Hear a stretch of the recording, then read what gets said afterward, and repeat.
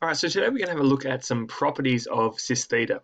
So we had a look at cis theta, so it was cosine plus I sine theta last time. Today we're going to look at some properties of that. Okay, so these are the properties we're going to investigate today. So the first one is cis theta times cis phi.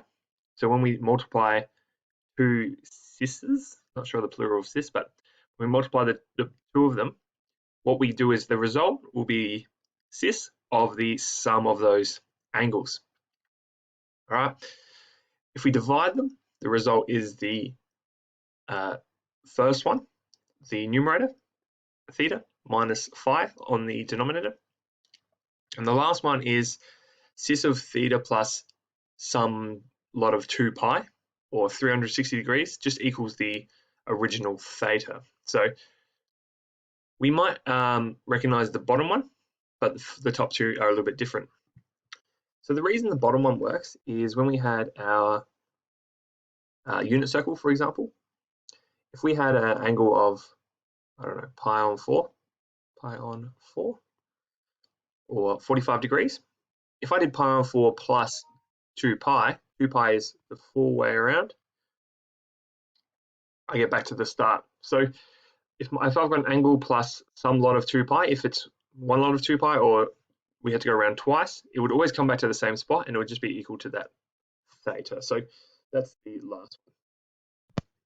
So let's have a look at an example. So we've got cis of pi on 5 times by cis 3 pi on 2. So remember when we had times, we had to add the 2. So these two would equal, oops, where's my pen?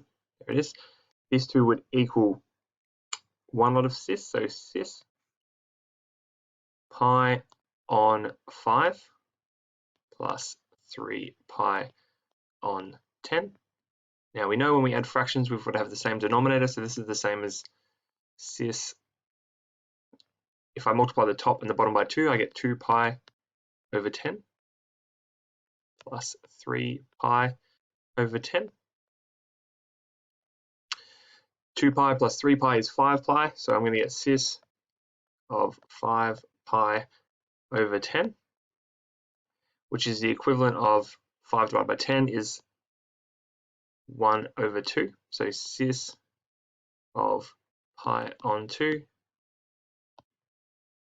All right, so that's what I'm left with. So we can simplify this a little bit further because we know that cis is the same thing. So this is the same thing as cosine of pi on 2 from last time, plus I sine pi on 2. So those two parts. Now from the unit circle, we know pi on 2. If we had to draw the unit circle out, looks like this. We always start measuring from this real axis. So pi on 2 is 90 degrees. So it's going to be this vertical. And this is going to be the coordinate there is going to be 0, 1. So cosine pi on 2 is the x coordinate. Cosine is x, remember from our unit circle.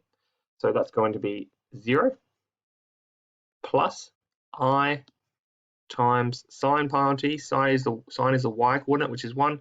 I times 1. So the answer to this question will be 0 plus I times 1 is just I. All right, so this here looks a bit dangerous. Simplifies just to 1 using all of our properties of the unit circle and cis. So let's have a look at another example. We've got the division of two cis's. Again, don't know the plural of that, but close enough. So when we have the division, we said it was equal to just one of those cis and then the numerator, so pi over 5 minus the denominator, 7 pi on 10. All right, so if you didn't get that, I'm just using this formula here. So this one over here. So when we divide, we take the top one and we subtract the denominator. So that's exactly what we've done. So again, if we want to do this easily, you could chuck this in your calculator and it'd spit you out a nice answer, but we're going to do it long ways because we know how. So pi on 5 and 7 pi on 10. We're going to get that to both be over 10, so 2 pi over 10, take 7 pi over 10. 2 pi take 7 pi is negative 5, so we're going to get cis of negative 5 pi on 10, which is equivalent to cis of negative, similar to the previous example, pi on 2. All right, just simplifies like that. Now, we remember just again from our unit circle, so I'm going to keep referring to that. Negative pi on 2, so pi on 2 is 90, negative means go back the other way. So it's going to be down here, and the coordinate at this part of the unit circle is going to be, the x coordinate is 0, and the y coordinate is negative 1. So now if we substitute this in, so we break it into its cosine of pi on 2, negative pi on 2, plus I sine pi on 2, negative. We're going to get cosine is the x coordinate, which is 0, so this becomes 0 plus I times pi. The sine coordinate is negative 1, negative 1.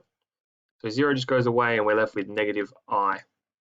All right, so again, this looks a bit dangerous, but it simplifies down to just simple term, negative I. All right, I want to do this last one quickly. And yeah, just because it's using that last rule. So when we have a look at this one, we've got cis 107 pi on 6. Now, as soon as I see this, we're going to use this rule. We're going to try and break it up into pi plus k lots of 2 pi. All right, so we're going to find some number, lots of 2 pi that make up what we've got.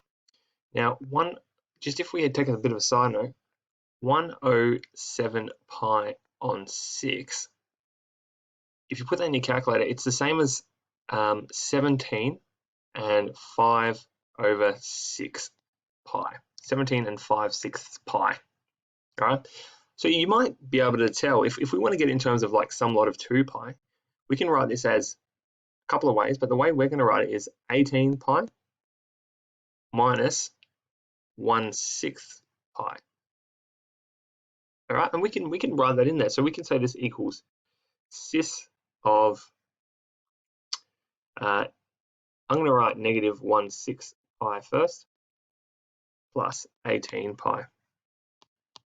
Okay, which another way of writing that same thing is cis negative 1/6 pi plus 9 times 2 pi.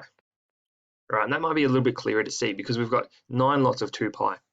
When we had a look at our rule, if we had any lots of 2 pi, so k, lots of 2 pi, we've got 9.